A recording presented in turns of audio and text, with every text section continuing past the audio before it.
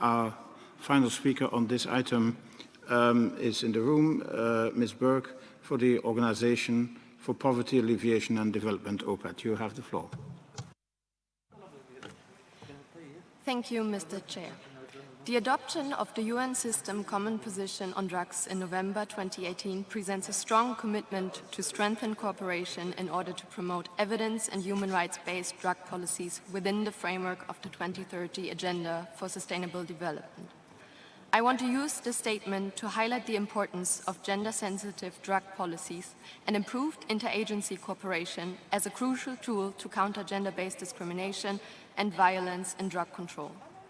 Resolution 59.5 of the CND requests the UNODC to continue to mainstream a gender perspective in all its practices, policies, and programs related to the world drug problem.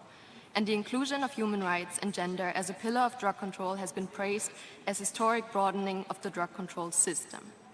The time to act upon these important commitments is now. However, the reluctance of member states to collect gender-sensitive data presents a major impediment to a more nuanced understanding of gender dynamics in the drug economy. People who use drugs continue to be discriminated, stigmatized, incarcerated, and killed. We know that women in particular are disproportionately affected by the harsh penalties for minor drug-related offenses in many countries around the world that continue to take punitive approaches. Nonetheless, more gender-aggregated data is needed to design evidence-based interventions that promote harm reduction, sustainable development, and peace building. The UNODC gender strategy states that gender equality and the empowerment of women are integral parts in making the world safer from drugs, crime, and terrorism. As conflict fuels the drug trade as well as gender-based violence, these discussions necessarily belong together. Bodies like the UNODC have a normative function and can drive policy change on the national and regional level. Improved interagency cooperation is urgently needed in order to achieve these goals. Drugs are more than a threat to national security. Drugs are a health issue, a human rights issue, a development issue, and an environmental issue. We need to change not only the way we debate about drugs, but also the way we position them in the international framework and address the global challenges they pose.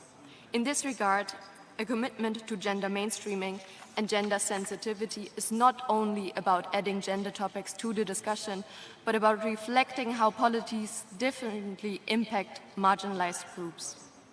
The UNODC, as the leading entity in this endeavor, must honor the important commitments made at the 2016 UNGAS and in the UN System Common Position on Drug Policy by promoting drug-related issues in all UN forums to strengthen system-wide coherence and drug policies grounded in human rights and social justice that take lived realities as well as gendered impacts into account. Thank you for your attention.